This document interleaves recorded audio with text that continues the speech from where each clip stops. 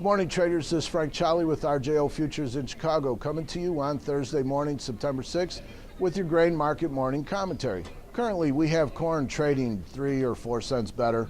Soybeans are 6 to 7 cents lower, and the wheat is about 7 to 8 cents higher. In the outside markets, we're embracing the risk on today. We had the big ECB announcement, and suffice it to say, it's supportive to the grains right now. All the outside markets very strong today. Crude oil, metals, equities, all trading higher. This week we are looking at the weekly export sales coming out on Friday. Normally it's Thursday. So because of the Labor Day holiday, the report will come out tomorrow, not today. But what we are getting right now is some of the private forecasters releasing their estimates on crop production ahead of the USDA. Next week, September 12th, the USDA does its monthly supply and demand report. So the private forecasters are coming out now.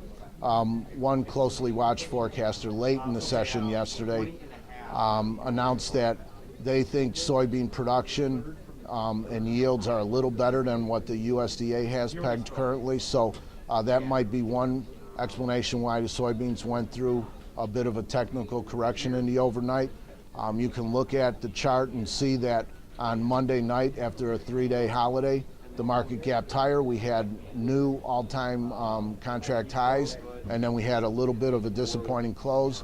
And the subsequent trading sessions, 2 days in a row, both lower. So again, these markets are very vulnerable right now to technical corrections. We got everybody all on one side of the bullish trade here.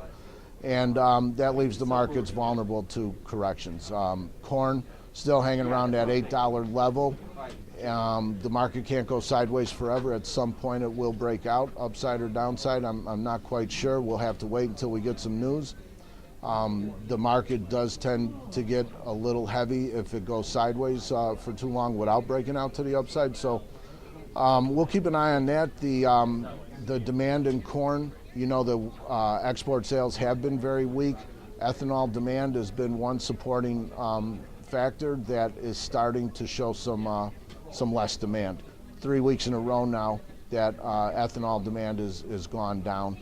The reason it's been so strong is because we have gasoline prices at record highs, you know, for August and September. So there was still some profit margin there, and there was still some decent demand from the ethanol blenders. Otherwise, corn demand really isn't there right now. So soybeans looking the most vulnerable right now, and corn content to hang around $8. Wheat still a bit of a follower, and you know, we're starting to see, as the harvest moves on, we're also watching South America to see how many acres are being planted. Of course, with these high prices, they're going to plant more corn in Argentina. They're going to plant more soybeans in Brazil.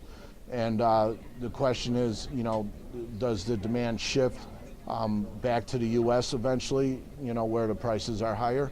If, you know, Russia runs out of corn, Ukraine's starting to impose some restrictions on their wheat.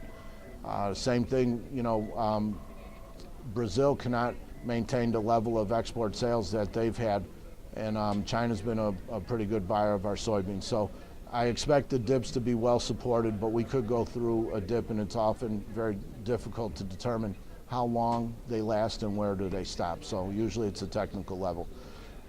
That's all I have time for now. Please feel free to give me a call, 800-826-4124.